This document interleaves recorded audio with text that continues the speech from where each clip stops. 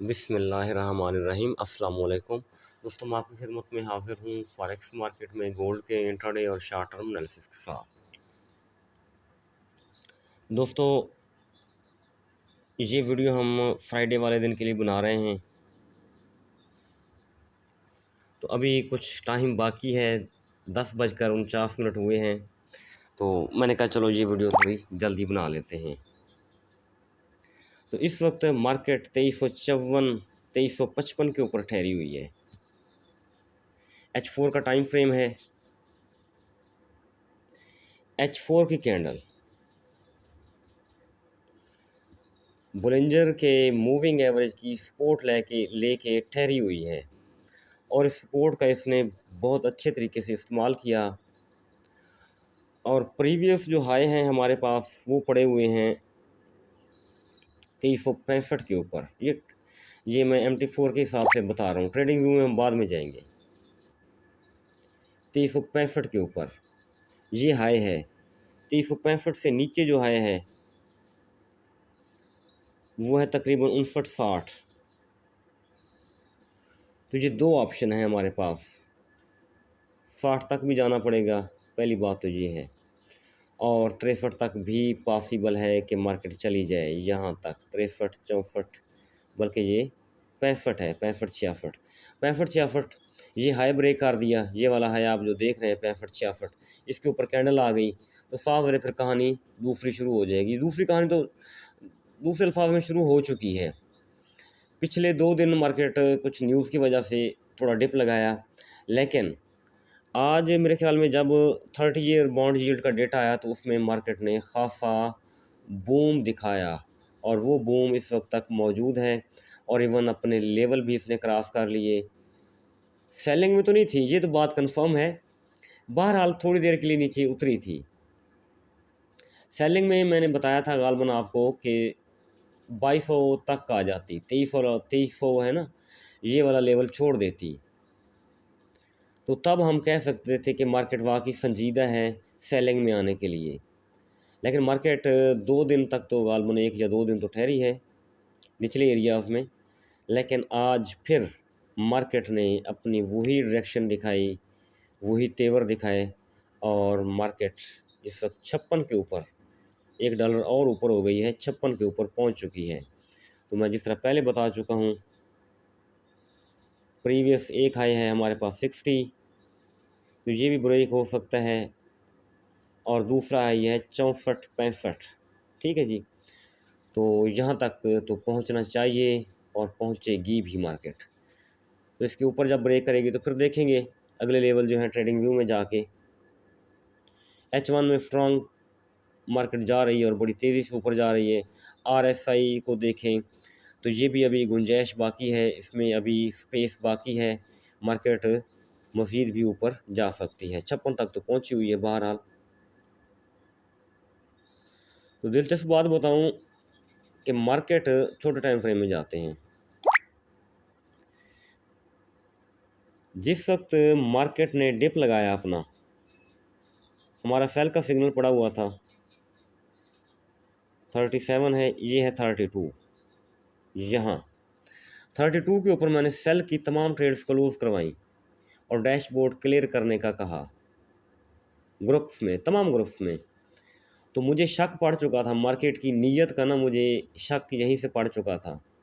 बहरहाल बाय नहीं करवाई मैंने, वो एक अलग इशू है, क्योंकि उसके लिए कंफर्मेशन की ज़रूरत है, तो शक के ऊपर तो बाय नहीं की जा सकती। बहरहाल मुझे शक पड़ चुका था जब 32 के ऊपर मार्केट पहुंची है।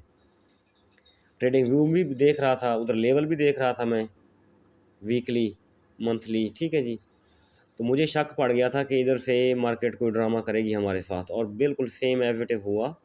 मार्केट ने हमारे साथ ड्रामा किया, ड्रामा कह लें या जिस तरह भी, मतलब लेवल चेंज किए।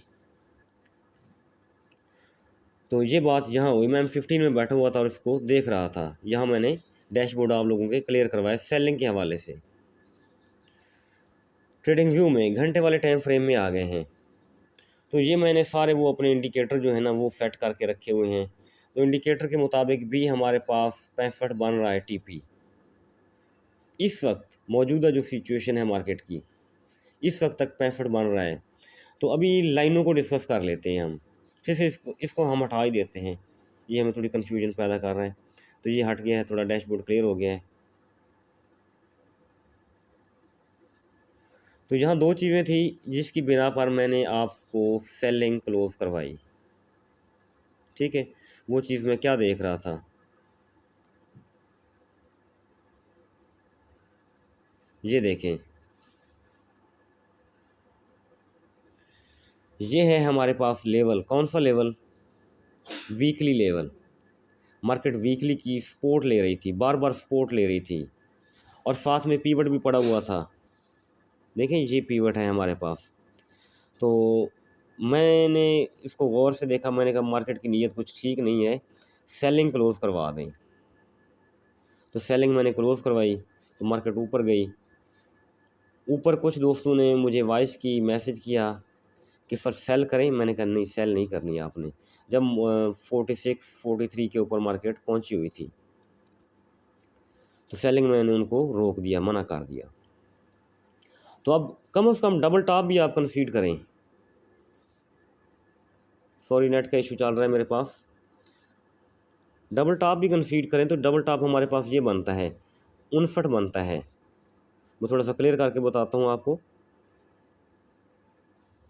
ब्लू से उठी है, ब्लू तक पहुँची है, ठीक है जी। तो अब अगर रिट्रेसमेंट भी करेगी तो ये डबल टॉप है, यहाँ डबल टॉप बनेगा ना, तो डबल टॉप से हो सकता है मार्केट सेलिंग वेलिंग तो बात भूल जाए ना, थोड़ी सी रिट्रेस कर सकती है इंडिकेटर सेट करने के लिए, वो भी जस्ट इंडिकेटर सेट करने के लिए थोड़ी रिट्रेसमेंट कर सकती है, ठीक है जी। ज़्यादा मेरे ख्याल में नहीं कर पाएगी। तो रिट्रेसमेंट कितनी हो सकती है, रिट्रेसमेंट एरिया मैं आपको बता देता हूँ। इधर आ जाते हैं हम MT4 में।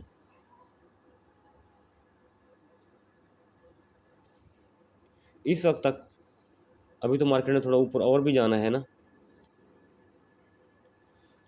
तो 59, ये 59 के ऊपर मैंने लगा ली। तो 23% भी करो तो 51 बनता है, यानी 23% भी रिट्रेसमेंट करे तो 51 बनता है, ये जेन में रखेंगे। 38% रिट्रेसमेंट करे तो 48 बनता है, ईयरली लेवल के ऊपर ऊपर, नियर अबाउट।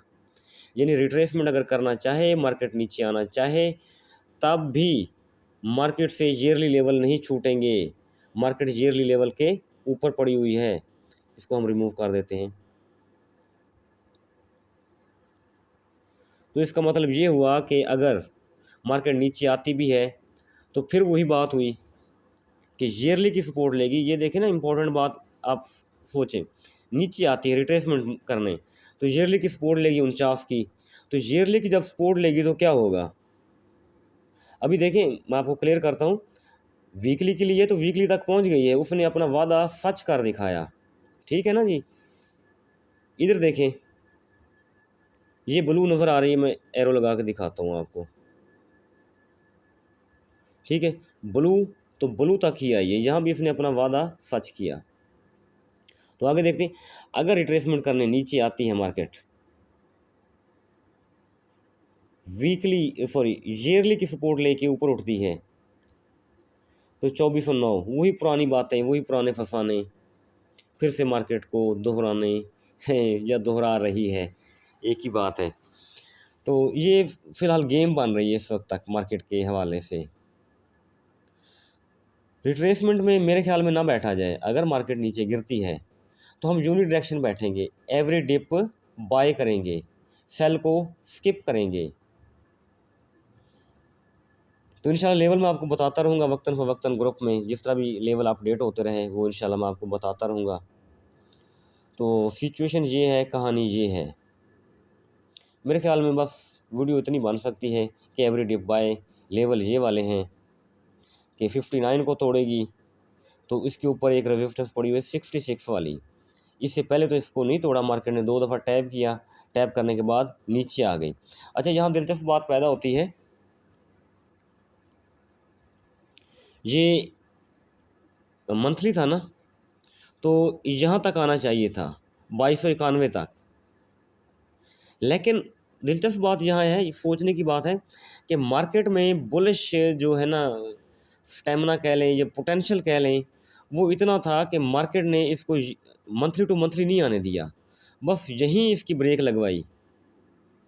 यानी मार्केट ने कंसीड करवाया वीकली टू वीकली, नीचे नहीं आने दिया। इवन कल न्यूज़ टाइम में भी मार्केट बामुश्किल 18-20 के ऊपर पहुंची है, नीचे पहुंची है, विक लगाई है, दोबारा टेस्ट किया है 2349 को, आपको याद होगा। तो बात सिंपल ये है कि मार्केट में अभी भी स्ट्रॉन्ग किस्म का बुलिश पोटेंशियल मौजूद है। तो अगर ये वीकली से उठी है तो वीकली तक तो पहुंच गई है, तो अगली कहानी जब 66 के ऊपर आएगी, दो ऑप्शन है, 66 को ब्रेक करे तो 2399 तक जाना पड़ेगा। अगर 66 को अब भी ब्रेक नहीं कर सकती, देखें यहाँ 2 दफ़ा टैप किया और मार्केट नीचे आई, 66 को ब्रेक नहीं करेगी तो फिर मार्केट के लिए नीचे जो है ना वो रेजिस्टेंस मौजूद, सपोर्ट्स मौजूद हैं। जिस तरह 59 है मंथली है और 49 है ईयरली है। ईयरली लेवल टूटेगा और किस तरह टूटेगा, फिर वही पुरानी कहानी मैं दोहरा रहा हूँ कि अगर 49 को तोड़ती है, 49 के बाद 35 को भी तोड़ना पड़ेगा, तब जाके 91 आएगा। ठीक है, बैरियर, फिर उसके आगे बैरियर, फिर उसके आगे हर्डल, तो ये चीज़ें बनी हुई है नीचे आने के लिए। तो ऊपर वाले टारगेट वो बासानी तोड़ भी रही है और उनको वो अटैम्प्ट भी कर रही है, तो ये सिचुएशन बनी हुई है। तो 2300 यानी 59 को ब्रेक करने के बाद हम वेट करेंगे 2366 का। 2366 अगर ब्रेक होगा तो फिर है 2399। ठीक है जी, वो विद रिस्पेक्ट ऑफ 2359, यानी अगर 2399 तक पहुंचती है तो वो रिस्पेक्ट किसको करेगी, 2359 को रिस्पेक्ट बनाते हुए 2399 तक पहुंचेगी मार्केट। तो यहाँ 2366 भी हमारे पास वीकली, लेकिन यहाँ वीकली नहीं है तो हमारे पास डायरेक्ट ईयरली लेवल ही पड़ा हुआ है 2409। तो वो वाली बात दोबारा आपको भूल ना जाए कि अगर मार्केट रिट्रेसमेंट करने नीचे आती है, 2349 के ऊपर आती है, तो फिर तो मार्केट मज़ीद मजबूत हो जाएगी, इसके पास मज़ीद एनर्जी या पोटेंशियल जमा हो जाएगा ईयरली टू ईयरली जाने के लिए। ठीक है जी, ईयरली से सपोर्ट लेके उठेगी, स्प्रिंग बन के उठेगी और 2409 लगा देगी आराम से। ठीक है, सेंटर में 59 पड़ा हुआ है, 66 पड़ा, इसको ब्रेक करती जाएगी। फिर 2399 यानी 2400 पड़ा हुआ है, इसको भी ब्रेक करना होगा क्योंकि ये स्ट्रांग लेवल से उठी है। तो ये कहानी बन रही है इस वक्त। उम्मीद काफ़ी ये सारी कहानी आपको समझ आ गई होगी। अपना बहुत सारा ख्याल रखें, मुझे दुआओं में याद रखें। थैंक यू, अल्लाह हाफिज़।